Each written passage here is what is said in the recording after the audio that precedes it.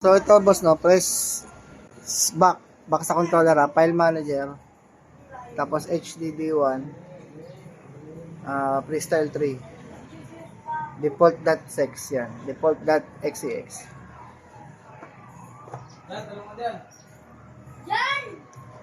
Yan, pagdating dito, punta ka ng file manager, HDD1, Aurora, database.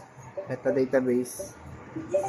Yan, press mo yung X, tsaka X yan, parang nag-highlights, diba? Green, kulay green na. Tapos hold mo yung LB, tapos press mo yung B. Hold mo yung LB, tapos B ha. Hold LB, tapos B. Mag-delete yan. Do you want to delete? Yes mo lang.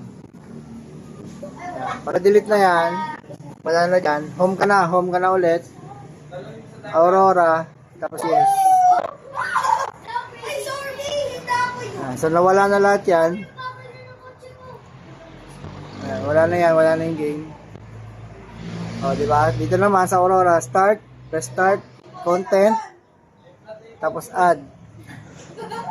Ito sa depth, todo mo sa dulo. Tapos sa change, HDD1, sa new folder, press mo lang yung Y. Kung mabubuksan, press Y.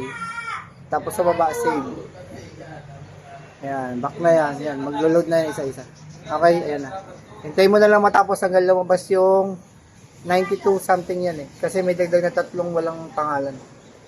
Pag nalabas na lahat, start mo na. Okay?